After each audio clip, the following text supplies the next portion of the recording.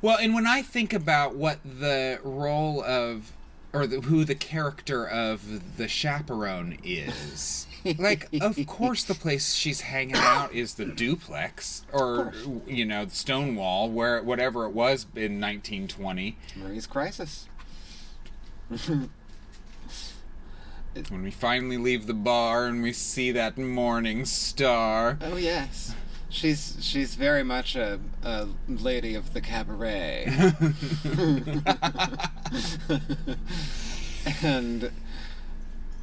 and she's drunk off her ass all the time, which is very funny. But to Champagne it's like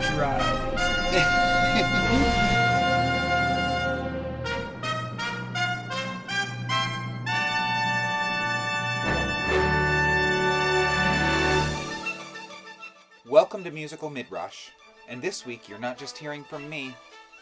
I'm Dustin Wilser, and I'm joined by J. Kyle Wilser, my husband and theological co-conspirator.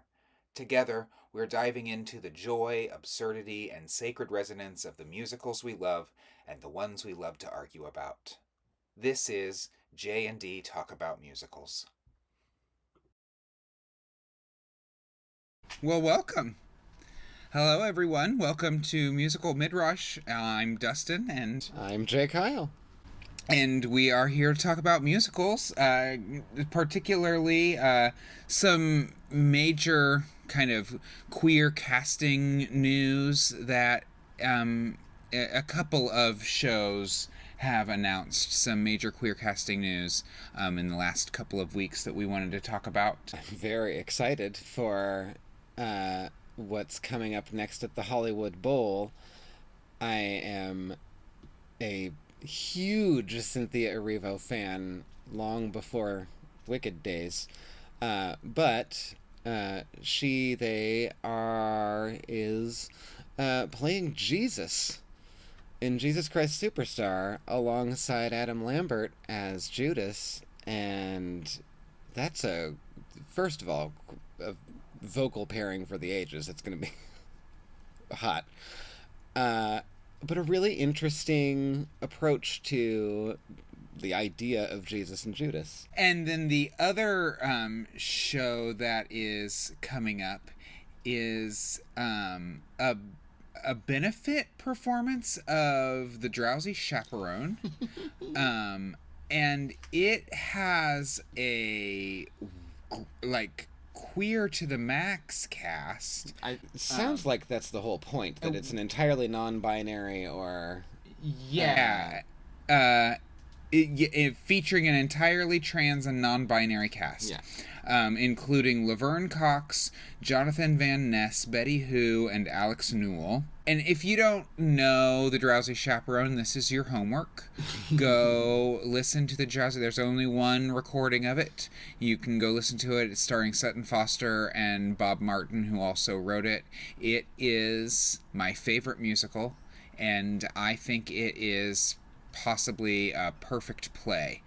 It is very delightful, and the recording is really, really complete. You get a sense of the entire show listening through that album. I do it regularly just because it's fun. It's essentially, I like to describe it as a one-man show, one-man play, where we follow this kind of reclusive man who likes to listen to musicals in his house by himself on his record player, and his favorite show is called The Drowsy Chaperone. And as he tells us about it, the show comes to life in his apartment, and people come out of the refrigerator and out of the Murphy bed, and it is really just delightful, and it is a delightful little psalm almost to what art does for us. Mm-hmm. I'm sure we'll do a full episode on it sometime, but it really is it's sweet, and it's a little bit sad, in the sense of, like, this is just a lonely man in his apartment indulging himself in his favorite musical, and And we get to learn all of the little bits of trivia that he knows about all the cast members of the show that he's listening to. It's a really interesting and inventive way to do a musical. And so we've got Jonathan Van Ness in that role. Laverne Cox is playing the chaperone. She'll be great in that. Peppermint from Drag Race is Mrs. Tottendale. That's fun. Betty Who is Robert. Oh. Alex Newell is Janet. Yes, please. So that's an interesting. What does casting this as a totally queer and non-binary on a basic level, I don't know that it's a show that I ever would have expected in this kind of space, just because it's this is a show about a fake musical recording and one from the early 40s. It's a very, very classic Broadway kind of pastiche that it's doing. Think No Nonette. Right. It's very much in that very traditional leading man, leading lady kind of. It's a 40s musical written about the 20s. Right. And so in so the 2000s. So it's styled, yeah. So it's like the 2000s telling the 20s, or the 40s version of telling the 20s version of a musical. Flappers and tap dancing and roller skating and. So I think what it's doing in this kind of queer casting, in a very specific sense, is a kind of history rewrite. That is it a rewrite or just telling the stories that were silenced for all this time? I mean, I think part of that is that what our kind of cultural archive tells us is that queer people didn't exist before the 80s, and this is kind of it's rewriting that. It's reinforming a piece of history, and it's getting to do that in a space that is fun and not just deadly serious, let's remember the queer people kind of space. It is silly. I mean, it's relentlessly silly. And it is actually. So I think there is some textual information about queerness in the Drowsy Chaperone. Mm-hmm. I think that we have a pretty clear understanding that man in chair who is listening to the show, I think common wisdom would have us take his character as at least a lonely man, but somebody who's not as fulfilled as he would like to be, and so he spends a lot of time in his own head. And I think that that's a very relatable thing for a lot of queer people who feel a sense of isolation or not feeling accepted in society the way that they want to be. I agree. I just don't think that the text tells us that he is a queer man. And so I think it is possible that he is queer. I don't think that it's fair to say that in the show he is a queer man. And then I think there's constructs of the characters within the Drowsy Chaperone, the fake show itself, that are bastions of queer things that we hold on to, like how the chaperone is this very drowsy lady like to be these kinds of people, and they're archetypes that a lot of, at least me as a gay man, I gravitate toward those kinds of big, broad characters and wanting to be them in a certain sense. And so I think that there's a natural sense to Drowsy being cast this way and done.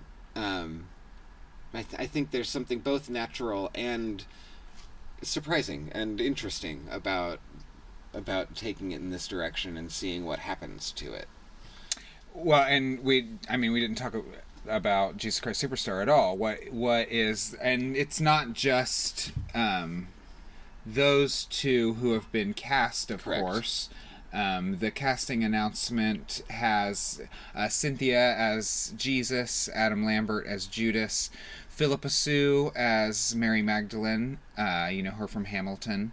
Raul Esparza is Pilate, Josh Gad is Herod, Zachary James as Caiaphas, Brian Crumb as Annas, Milo Manheim as Peter, and Tyrone Huntley as Simon. And the last handful of those I'm not super familiar with, but I think it's a terrific cast. I think Raul Esparza is going to be an excellent Pilate.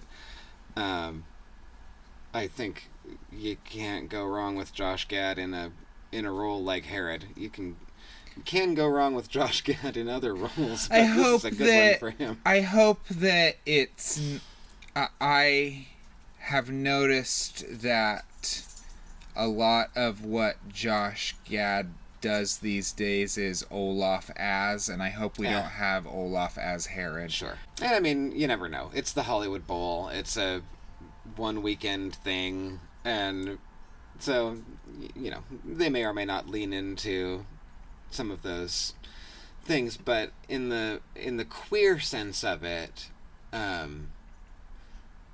I'm really interested in what the dynamic becomes, particularly between Jesus and Judas, because that is kind of the central relationship of the show in a lot of ways, and to have two people who are out and queer, but also, you know, Cynthia's race plays some kind of... I mean, at this point, we kind of have come to expect a person of color playing at least one of those characters. Absolutely. It's usually the other way around in terms of what we're used to. And depends on who you're talking to. I think there's a lot of people who are very used to that John Legend version. Sure. I don't usually remember seeing a black Jesus and a white Judas. Judas has almost always been black since the beginning in terms of professional productions. But Jesus is not.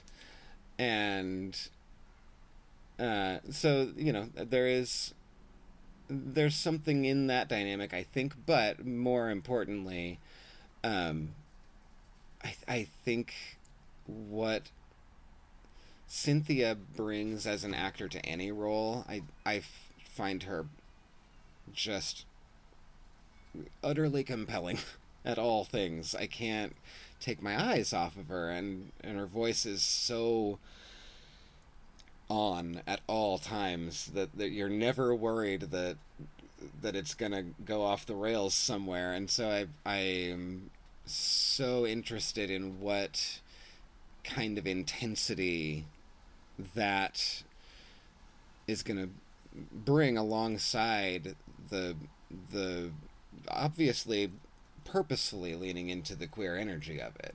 Like, it has to, because that's how they cast it. I wonder what having a feminine presenting Jesus does to the story. Well, right. What does it do to Jesus? Right. Yeah.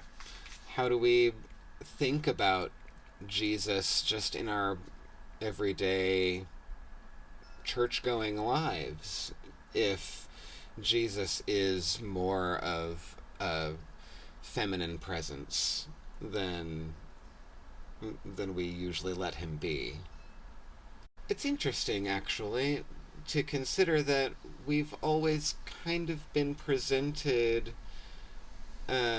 pictures, artwork of Jesus that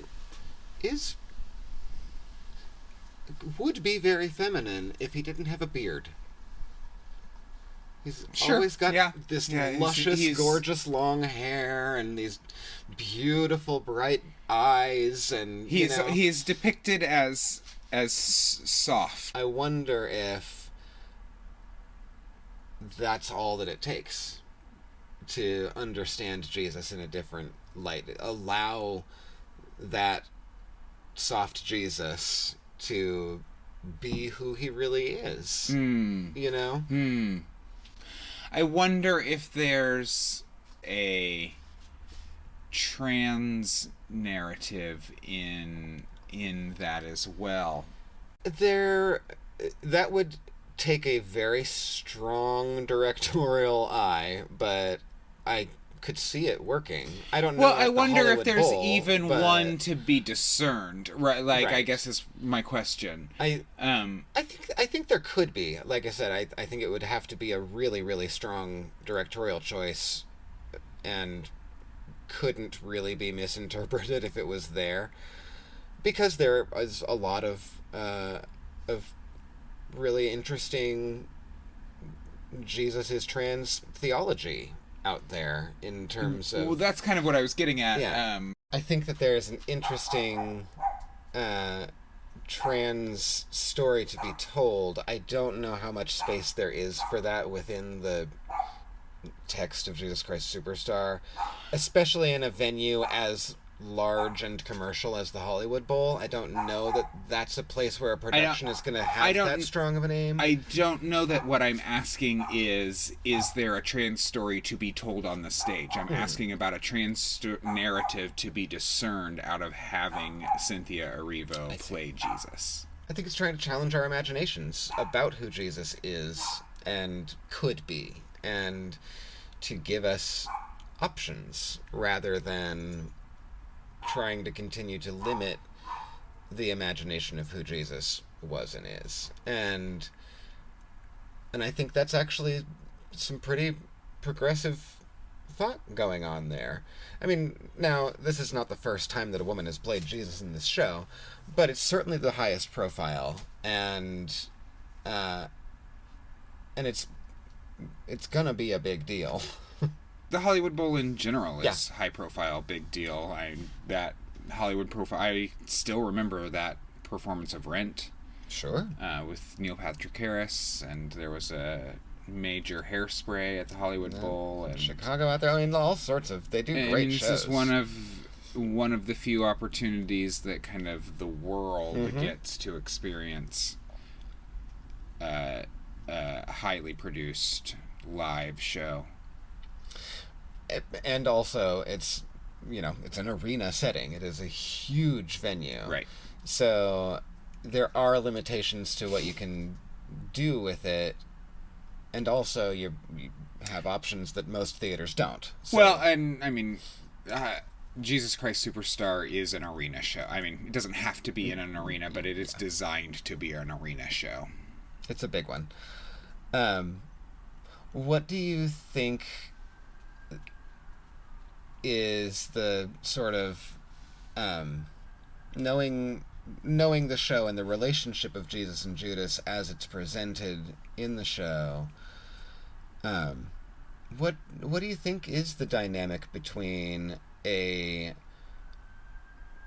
very, very queer out Adam Lambert kind of like that presentation is almost choice. That kind of hot topic presentation. Yeah. And that dynamic with a Jesus of the ilk of Cynthia Erivo, I think, is an interesting character thing. I do think that I'm sure that the director is aware of this, but I do think that there is a danger in having if Judas is going to be presented in Adam Lambert's typical brand characterization, Right. There is a danger there of equating that with evil in the way that people equate Judas with evil, and I think that's unfair also. And so I'll be interested to see the care that's taken there and what I think the message that's trying to be conveyed is. I agree. I think we get at least a hint of the sensitivity there, simply in Cynthia's casting, that letting Jesus be this black woman means we are leaning away from the characterization of Judas as an evil person to begin with. I think what it's doing is putting the onus of Judas's issues somewhere other than queerness.